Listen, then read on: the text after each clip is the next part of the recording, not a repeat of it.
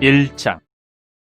예수 그리스도의 계시라. 이는 하나님이 그에게 주사 반드시 속히 일어날 일들을 그 종들에게 보이시려고 그의 천사를 그 종 요한에게 보내어 알게 하신 것이라. 요한은 하나님의 말씀과 예수 그리스도의 증거 곧 자기가 본 것을 다 증언하였느니라. 이 예언의 말씀을 읽는 자와 듣는 자와 그 가운데 기록한 것을 지키는 자는 복이 있나니 때가 가까움이라. 요한은 아시아에 있는 7교회에 편지하노니 이제도 계시고 전에도 계셨고 장차 오실 이시며 그의 보좌 앞에 있는 7영과 또 충성된 증인으로 죽은 자들 가운데서 먼저 나시고 땅의 임금들의 머리가 되신 예수 그리스도로 말미암아 은혜와 평강이 너희에게 있기를 원하노라. 우리를 사랑하사 그의 피로 우리 죄에서 우리를 해방하시고 그의 아버지 하나님을 위하여 우리를 나라와 제사장으로 삼으신 그에게 영광과 능력이 세세토록 있기를 원하노라. 아멘. 볼지어다 그가 구름을 타고 오시리라. 각 사람의 눈이 그를 보겠고 그를 찌른 자들도 볼 것이요 땅에 있는 모든 족속이 그로 말미암아 애곡하리니 그러하리라. 아멘. 주 하나님이 이르시되 나는 알파와 오메가라. 이제도 있고 전에도 있었고 장차 올 자여 전능한 자라 하시더라. 옆 사람 인사하겠습니다. 주님의 이름으로 축복합니다. 잘 오셨습니다. 자, 오늘은 조금 딱딱할 수 있지만 여러분 계시록의 서론 부분을 우리 함께 묵상을 해야지만이 요한계시록을 우리가 더 읽을 수 있습니다. 특별히 저도 이제 요한계시록을 강의하기로 이렇게 결심한 만큼 할 때마다 요한계시록을 계속 몇 번이고 읽어보려고 합니다. 그래서 강해가 진행되면 될수록 더욱더 풍성한 은혜가 있을 줄로 믿습니다. 여러분들도 이제 수요일마다 이렇게 할 건데 계시록 말씀을 계속 이렇게 묵상하고 이제 오늘 끝났으니까 다음에 1장 할 때 1장을 한 번 더 묵상하면서 이 주신 말씀을 또 마음에 새길 수 있는, 그러면 또 여러분들에게 주시는 또 날마다 때마다 새롭게 주시는 은혜가 있을 줄로 믿습니다. 제가 아는 어떤 목사님은 계시록을 설교하기 위해서 계시록을 백독을 했다는 얘기도 들었습니다. 그러니까 선배 목사님들은 뭐 어떤 설교할 때 어떤 좋은 기술이나 이런 것보다도 말씀 그 자체를 많이 읽고 다독하셨고 정독하셨고 그 말씀을 깊이 있게 묵상하셨다, 이런 얘기를 많이 들었습니다. 그러니까 여러분들도 이 계시록을 할 때 계속 읽고 또 읽어서 이 말씀이 여러분들의 말씀이 되기를 소망합니다. 요즘 어떤지 모르겠습니다만은 일반 성도님들은 요한계시록을 신비하고 두려운 책으로 생각합니다. 뿐만 아니라 읽어도 무슨 뜻인지 이해하기가 어려울 때가 있습니다. 그래서 여러분 칼빈이 여러 주석을 냈지만 이 신약에서 요한계시록의 주석은 없습니다. 그래서 일부 학자들은 칼빈이 시간이 없어서 기록을 못했다 그렇게 얘기를 하는데 그 말이 맞는 것 같습니다. 이게 시간이 좀 부족해서 이 칼빈 주석을 이렇게 주석하지 못했다, 그 말도 동의를 하지만은 또 칼빈이 설교했던 내용을 보면 계시록의 내용이 없습니다. 그런 것을 비추어 볼 때에 계시록을 주석하기가 참으로 쉽지 않다, 이것을 우리가 알 수가 있습니다. 그래서 많은 사람들이 또 많은 목회자들이 읽지도 않고 설교하지도 않고 그냥 덮어버리죠. 이 빈틈을 누가 이용하냐면 바로 이단들이 파고들어서 계시록의 비밀을 가르쳐 준다고 하면서 많은 사람들을 미혹하고 있습니다. 얼마나 좋습니까? 이 계시록을 가지고 이렇게 우리를 풀어준다, 이 계시록의 말씀에 이 종말에 대한 이야기를 해준다, 그래서 많이 미혹을 하고 있습니다. 그러나 요한계시록 여러분 시작하는 1장 1절에는 뭐라고 기록되어 있는지 여러분 오늘 읽으셨지만 분명하게 이렇게 말씀하고 있습니다. 다시 한번 읽어보겠습니다. 시작. 예수 그리스도의 계시라. 이는 하나님이 그에게 주사 반드시 속히 일어날 일들을 그 종들에게 보이시려고 그의 천사를 그 종 요한에게 보내어 알게 하신 것이라.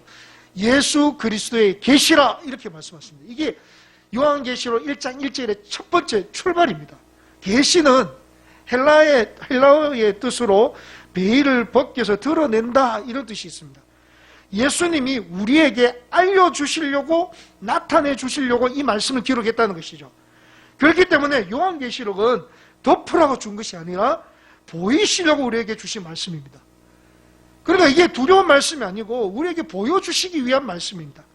반드시 속히 일어날 일들을 그 종들에게 보이시려고 주신 말씀이라는 것을 우리가 먼저 생각하면서 요한계시록을 접근해야 됩니다. 두려워할 필요도 없고 이것을 가지고 우리의 종말을 점쳐볼 필요도 없고 덮고 주신 책이 아니라 하나씩 하나씩 보여주시려고 우리에게 주신 말씀이라는 것을 기억하면서 하나하나 우리가 해석해 나가면 될 줄로 믿습니다. 그런데 여기서 중요한 것이 있습니다. 우리가 이렇게 보여준다고 할지라도 함부로 해석하는 것은 함부로 해석해도 좋다는 뜻이 아닙니다. 사실 요한계시록에는 신비하고 알기 어려운 것들이 많이 있습니다. 여러분 읽어보셨지 않습니까? 고도의 상징으로 표현된 환상들, 또 예언적 언어들, 그 다음에 상징적 숫자들 등 이 성경 전체의 조망하에서 조심스럽게 풀지 아니하면 이상한 길로 빠질 수 있는 것들이 많이 있습니다. 성경에, 요한계시록에. 특히 한낱 미래에 대한 호기심을 충족시키기 위해서 접근할 때에는 여러분 잘못된 방향으로 빠져버릴 위험성이 큽니다. 그러니까 한낱 이 미래에 대한 호기심으로 이 요한계시록을 접근하다가 보면 잘못된 그런 사상으로 빠져버리기 쉽단 말입니다. 그래서 계시록을 올바르게 이해하기 위해서는 여러분 꼭 필요한 것이 뭐냐면 올바른 신학 전통에 서 있는 이 경건한 개혁주의 신학자들의 주석을 참고하고 또 성경 해석은 여러분 성경 자체에서 해석하는 원리로 해석하는 것이 바람직합니다. 그러니까 성경 자체에서 우리에게 말해주는 것으로 이 요한계시록을 볼 수 있어야 바르게 해석할 수 있습니다. 그래서 저 또한 개혁주의 신학을 공부하는 이 고려신학대학원의 우리 교수님의 수업과 주석을 통해서 또 여러 우리 개혁주의 목사님 주석을 통해서 함께 연구하고 받은 은혜를 여러분들과 나누고자 합니다. 여러분 또한 이 말씀을 묵상하면서 받은 은혜가 또 있을 줄로 믿습니다. 그러니까 우리가 서로 다른 길로 빠지지 않도록 올바르게 해석하고 함께 은혜 나눌 수 있도록 여러분 우리 기도하면서 말씀을 읽고 묵상해야 될 줄로 믿습니다. 그렇게 돼서 우리 하나님이 우리에게 주시는 또 요한계시록을 통해서 우리에게 주시는 은혜와 위로를 받아 누리셔서 이 험난한 시대를 믿음으로 인내하며 승리할 수 있는 귀한 성도님 되시기를 주님의 이름으로 축원합니다. 자, 그러면 서론 부분에서 하나씩 한번 보도록 하겠습니다. 요한계시록의 저자는 누굽니까? 요한입니다. 예, 이거 너무 쉬운 문제를 해가지고 1장 1절을 한 번 더 읽어보겠습니다. 시작. 예수 그리스도의 계시라 이는 하나님이 그에게 주사 반드시 속히 일어날 일들을 그 종들에게 보이시려고 그의 천사를 그 종 요한에게 보내어. 자, 그의 종 누구에게요? 요한에게. 그 성경은 뭐죠? 1차적으로 증거하고 있죠. 물론 교부들도 다 증거하고 있습니다. 자, 이 요한은 어떤 요한입니까? 예수님의 12제자 중에 한 사람인 세베대의 아들 사도 요한입니다. 자, 이걸 기억해야 됩니다. 사도 요한입니다. 자, 이 사도 요한은 또 다른 걸 기록했는데 뭐죠? 요한복음과 요한서신들의 저자와 동일한 사도 요한입니다. 이 요한은 에베소를 중심으로 한 아시아에서 복음을 전하다가 핍박을 받아서 어디에 유배됩니까? 이 밤모섬에 유배되었을 때에 성령에 감동되어, 자, 여기서 중요합니다. 보고 들은 것을 기록했습니다. 뭘 기록했다고요? 보고 들은 것을 기록했습니다. 하나님께서 보여주신 것, 계시하신 것을 보고 듣고 그것을 기록했다는 거죠. 자, 그런데 여러분 한 가지만 더 물어보겠습니다. 이 요한계시록의 제1저자는 누굴까요, 그러면? 자, 사도 요한이 기록했지만 제1저자는 하나님이십니다. 하나님께서 요한을 통해서 우리에게 주신 계시라는 겁니다. 그래서 이렇게 번역하는 게 맞습니다. 요한에게 주신 예수 그리스도의 계시. 이것이 더 옳습니다. 특별히 요한계시록은 요한의 사상이나 생각을 적은 것이 아닙니다. 밤모섬에서 직접 하나님의 계시를 받고 또 그 계시를 보고 들었으며 그 보고 들은 바를 기록했습니다. 우리는 이 말을 그대로 믿어야 됩니다. 이 증거를 참된 것으로 받아들이느냐 받아들이지 않느냐 하는 것은 요한계시록 해석하는 데 있어서 결정적으로 중요한 것이죠. 그러니까 보고 들은 것을 기록했습니다. 요한계시록은 또한 오늘 우리에게도 계시하는 실제적인 하나님의 말씀으로 읽어야 됩니다. 그리고 이 말씀을 통해서 하나님이 우리에게 주시는 위로와 은혜를 경험할 수 있기를 소망합니다.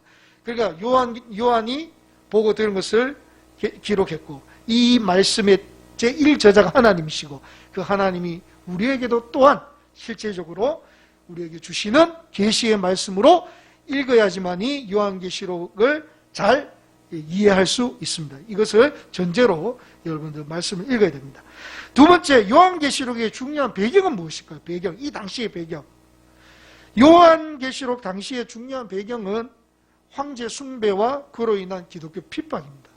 자, 이게 왜 중요하냐면요, 이 배경을 잘 이해해야지만이 이 계시록 해석에 매우 중요한 기초가 됩니다. 왜 이 말씀을 우리에게 주셨는가? 황제 숭배를 거절한 그리스도인들을 핍박했다는 분명한 증거들이 많이 있습니다. 그런데 여기서 의미있게 보아야 될 증거들 중에 이 도미티아누스라는 그 황제는 그리스도인들이 정치적으로 위험하지 않다는 이유로 그들에 대한 핍박을 중지하도록 명령을 내렸습니다. 이게 무슨 말이냐면 당시에 그리스도인들이 핍박이 전혀 없었다는 말이 아니고 기독교인들만 표적을 삼아서 핍박하지 않았다는 것입니다. 그러나 황제의 총애를 받으려는 지방 총독들의 열심에 의해서 그리스도인들이 핍박을 많이 받았습니다. 그 중에 대표적인 사람이 폴리니우스라는 사람입니다.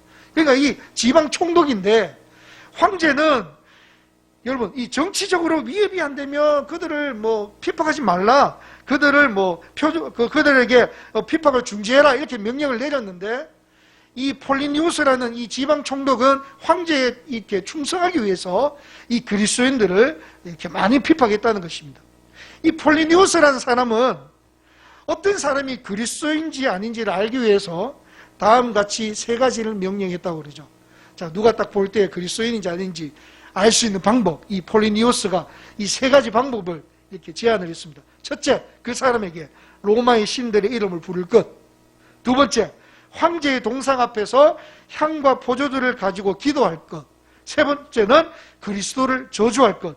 그래서 이것을 명령했을 때에 이것을 통해서 그 사람이 그리스도인지 아닌지 가려냈다는 것입니다. 자, 여러분 생각해 보십시오. 참된 그리스도인이라면 이 세 가지 중에서 한 가지라도 할 수 있습니까? 없습니까? 할 수 없습니다. 당시 그리스도인들은 죽음을 선택하며 선택했지 그리스도를 저주하며 부인할 수 없었습니다. 여러분, 한국 교회도 기독교 역사 가운데에 이런 간증이 많지 않습니까? 우리의 믿음의 선배들은 일제 시절부터 한국 전쟁 때에도 예수님을 저주하거나 부인하지 않았습니다. 여러분 더 잘하시지 않습니까? 오히려 그들은 뭘 선택했습니까? 순교를 선택했습니다. 순교 직전에 어떤 분이 이런 고백을 했습니다. 너 예수님을 부인하고 예수님을 저주하며 살려주겠다고 얘기했을 때에 그분이 하신 말, 주님은 나를 한 번도 버리지 않으셨습니다. 나도 주님을 버릴 수가 없습니다. 이 고백을 하면서 죽음을 맞이했고 순교했다는 것입니다. 여러분, 주님은 우리를 한 번도 버린 적이 없으셨습니다. 우리를 죽기까지 사랑하셨습니다. 이 진리를 경험했다면 우리도 어려운 속에서도 주님을 버리는 것이 아니라 주님을 선택하는 삶을 살아야 될 줄로 믿습니다. 여러분, 요한계시록 당시 그리스도인들도 마찬가지입니다. 예수 그리스도를 저주할 수 없지요. 어떻게 황제의 신상 앞에 절할 수 있습니까? 그러니까 그들은 그렇게 할 수 없기 때문에 순교의 길을 선택하는 것입니다. 많은 그리스도인들이 잡혀서 재판을 받을 때에 그 재판장이 하는 말이 있습니다. 당신은 누구십니까? 이렇게 묻습니다. 정체성을 묻는 거죠. 그러면 답은 두 가지 중에 하나입니다. 나는 가이사의 것입니다. 그러니까 가이사의 종입니다. 아니면 나는 주님의 것입니다. 주님의 종입니다. 이 두 가지 중에 한 가지를 대답해야 되는데 앞에 가이사의 것입니다라고 대답을 한다면 사는 것이고 뒤에 주님의 것입니다라고 고백하면 순교를 당하게 되어 있습니다. 그러나 세상은 우리의 몸은 죽일 수 있지만 영원한 생명을 빼앗아갈 수 없다는 사실입니다. 그 사실을 아는 그리스도인들은 나는 주님의 것입니다. 나는 그리스도인입니다. 라고 고백하며 순교당했단 말이죠. 예수님을 저주하는 것은 잠깐 사는 것 같지만 실상은 영원한 죽음을 선택하는 것입니다.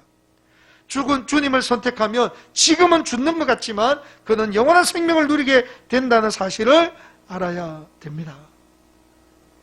여러분, 우리 믿음을 한번 돌아보겠습니다.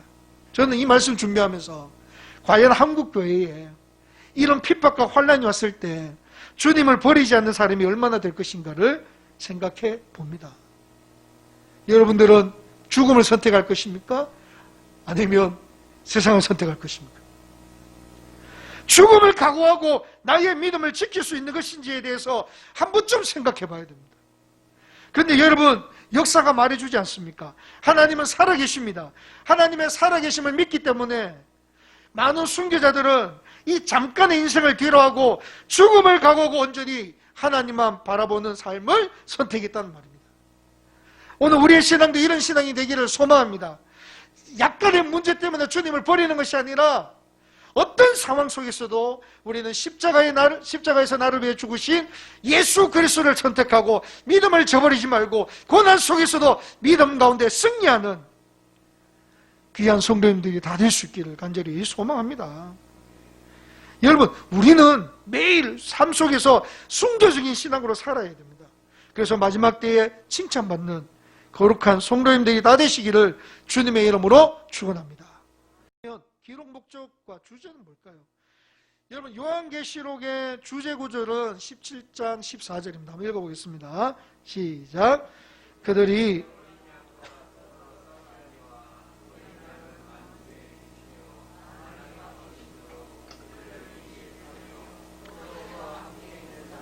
곧 부르심을 받고 택하심을 받은 진실한 자들도 이기리로다. 여기서 어린 양은 누굴까요? 예수 그리스도입니다. 그 예수님이 만주의 주, 만왕의 왕이심을 선포하고 있습니다. 그리고 만왕의 왕 되시는 주님과 함께 있는 자들, 또 부르심을 받고 택하심을 받은 진실한 자도 뭐 한다고요? 이긴다, 이렇게 말씀하십니다. 이게 얼마나 위로의 말씀인지 아십니까? 요한계시록 당시의 배경을 설명했지 않습니까? 황제 숭배로 인한 그리스도인의 핍박. 그런데 그 핍박 가운데에 주님께서 말씀하시는 거죠. 뭐냐면 헤롯 왕이, 이 세상의 왕이 진정한 왕이 아니라 예수 그리스도, 그분만이 만주의 주요 만왕의 왕이시고 이 땅을 통치하신단 말입니다.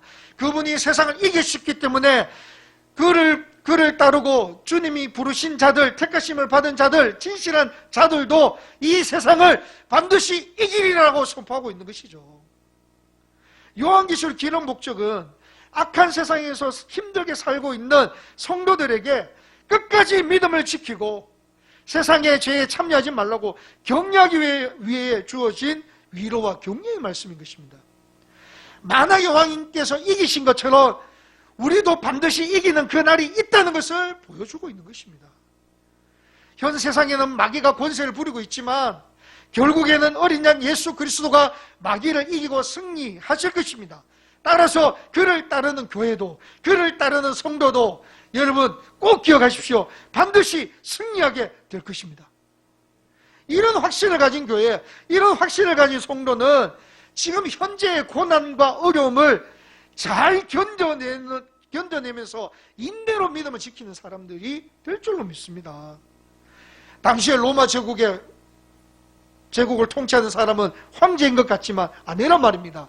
모든 역사를 주관하시는 분은 예수 그리스도, 만왕의 왕, 만주의 주 되시는 예수님이 통치하시기에 반드시 승리하게 하시는 것입니다.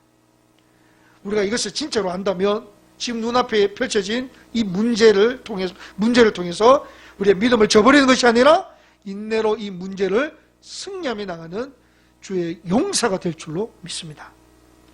여러분, 복음이 있는 곳에는 여러분 꼭 기억하십시오. 생명이 살아나지 않습니까? 복음의 능력이 있기 때문에 복음이 가는 곳마다 뭐가 일어나죠? 회개가 일어나고 생명이 살아납니다. 그러면 그 가운데 뭐가 있습니까? 핍박도 당연히 따라오게 되어 있습니다. 왜 그럴까요? 복음은 죄를 깨닫고 회개하며 예수 그리스도를 믿게 하는 능력이 있기 때문에 사단은 그것을 방해합니다. 핍박이라는 도구를 사용해서 어떻게 하든지 진리의 복음을 깨닫지 못하도록 우리를 괴롭히는 거죠. 그래서 복음이 들어가는 곳에는 항상 뭐가 따라옵니까? 핍박과 고난이 따라오게 되어 있습니다. 바울도 이 사실을 너무나 잘 알고 있기 때문에 사랑하는 영적 아들인 디모데가 목회를 시작할 때에 이렇게 권면합니다. 한번 읽어보겠습니다. 시작. 그러므로 너는 내가 우리 주를 정언함과 또는 주를 위하여 갇힌 자 된 나를 부끄러워하지 말고 오직 하나님의 능력을 따라 복음과 함께 복음과 함께 뭘 받으라고요? 고난을 받으라. 오늘도 마찬가지죠. 복음 때문에 고난이 있을 수 있습니다. 복음이 들어가는 것은 핍박이 있을 수 있습니다. 여러분, 당연한 것입니다. 이건 너무나 당연한 것입니다. 그렇기 때문에 우리는 두려워할 필요가 없습니다. 요한계시를 보면 모든 것을 운행하시는 하나님이 계시기에 우리는 지금의 이 환경도 고난도 핍박도 이겨낼 줄로 믿습니다. 계시록의 말씀을 통하여 우리는 이 하나님의 위로를 경험하게 되는 것이죠. 왕 대신 주님이 이기셨기 때문에 우리도 이기는 것입니다. 여러분은 승리할 것입니다. 마지막 날에 이기게 될 것입니다. 아니, 오늘 지금 이 땅에 살면서도 여러분 이기는 삶을 살아갈 줄로 믿습니다. 그래서 히브리서 말씀에 보면 그런 사람을 세상이 감당하지 못하는 사람이다 이렇게 표현하고 있는 것이죠. 하루를 살아도 주와 함께 기쁨으로 살아갈 수 있기를 소망합니다. 그래서 주님과 동행할 때마다 환경은 변하지 않지만 그 가운데 참된 평안과 기쁨이 넘쳐날 줄로 믿습니다. 이것이 세상을 이기는 것입니다. 믿음으로 승리하고 기도로 돌파할 수 있는 그런 귀한 성도님들이 다 되시기를 주님의 이름으로 축원합니다. 마지막으로 요한계시록의 이 중심 사상은 뭔지 한번 보도록 하겠습니다. 오늘 우리가 읽은 1절 말씀이 너무나 중요하기 때문에 한 번 더 읽어보겠습니다. 시작.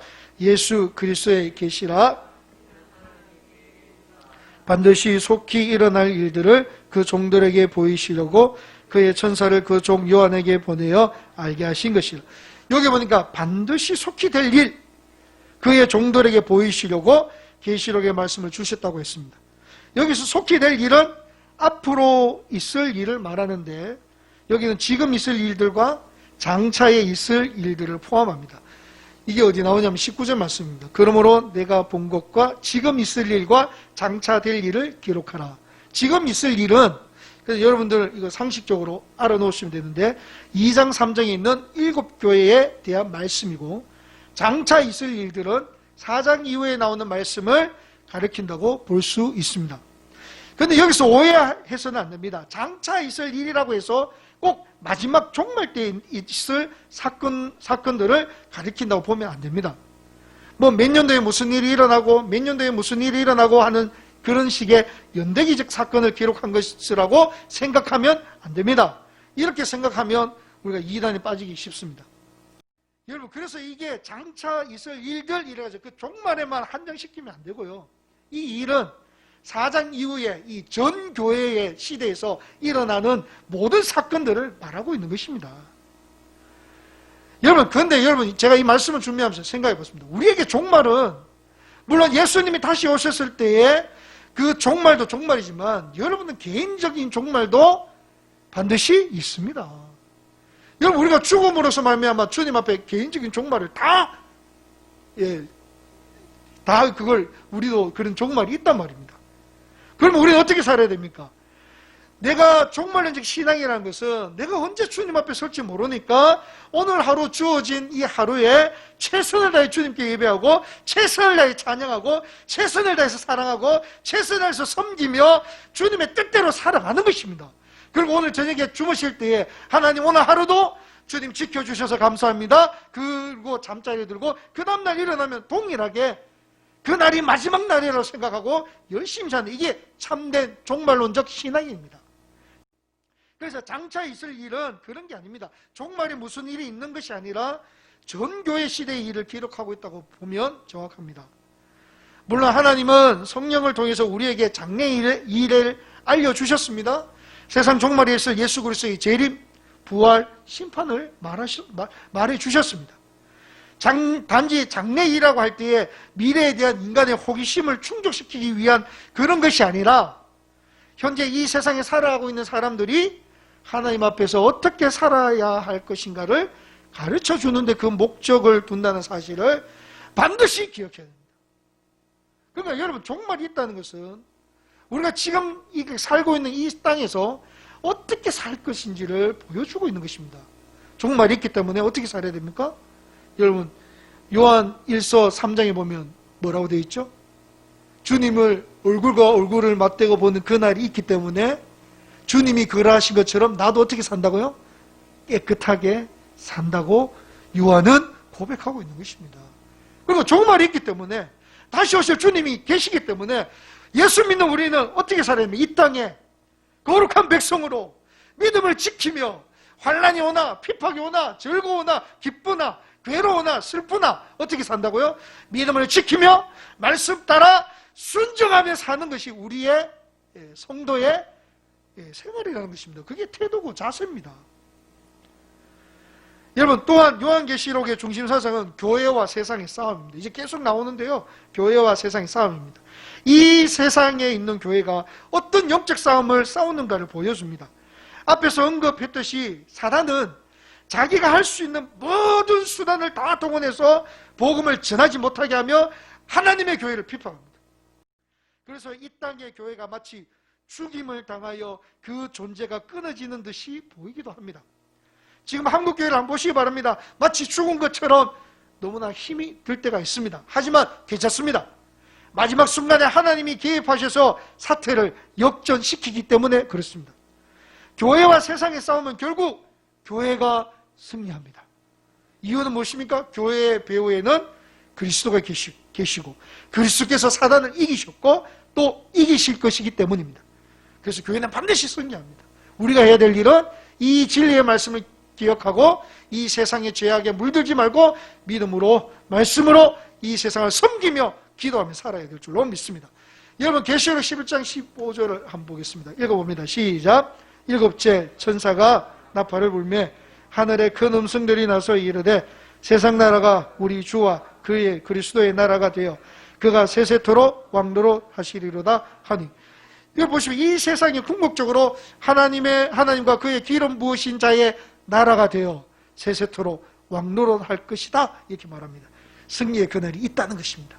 그날을 기다리면서 우리가 살아야 될 것, 인내로서 믿음을 지키고, 요한계시록의 기록 목적 아니겠습니까? 인내로 믿음을 지키는 것입니다. 인내로 믿음을 지키는 게 뭡니까? 세상의 죄에 참여하지 않는 것. 지금을 볼 때 세상의 권세가 크고 부유하고 유혹하는 것이 많다고 할지라도 성도는 거기에 참여하면 안 됩니다. 인내로서 믿음을 지켜야 됩니다. 자신을 더럽히지 말고 믿음의 정죄를 지켜야 됩니다. 이 세상에서 죄와 타협하지 않냐고 정죄를 지키는 것은 힘들고 어려운 일입니다. 그렇지만 주님은 우리에게 끝까지 배반하지 말고 충성할 것을 요구하십니다. 비록 죽음이 온다고 할지라도 주님에 대한 믿음을 저버리지 말아야 합니다. 인내로서 믿음을 지킬 때에 주님은 우리를 보호하시고 우리를 지키시고 우리를 인도해 주실 줄로 믿습니다. 그리고 마침내 우리는 승리할 것입니다. 이것이 우리의 위로이며 우리의 소망이 되는 것입니다. 우리가 요한계시록을 묵상하면서 이거 하나 기억해야 됩니다. 인내로 믿음을 지키는 것. 그 결단 위에 주님은 이 땅에 살아가는 자기 백성들을, 자기 자녀들을 지키시고 보호하시는 놀라운 복으로 채워주실 줄로 믿습니다. 결론을 맺습니다. 요한계시록에는 인내가 강조되어 있습니다. 이제 계속 나오는데요, 7교회에게도 얘기한 것은 인내입니다. 여러분, 빌라델비아 교회 한번 보십시오. 적은 능력을 가지고도 주님의 말씀, 곧 주님의 인내의 말씀을 지켰다, 칭찬받았습니다. 주님의 말씀은 인내가 있어야만 지킬 수 있는 말씀이고 인내가 있어야만 결실할 수 있는 말씀입니다. 계시록 14장 12절만 보고 마치겠습니다. 시작. 성도들의 인내가 여기 있나니 그들은 하나님의 계명과, 아멘, 아무리 어렵더라도 주님을 믿는 믿음을 저버리지 않기를 소망합니다.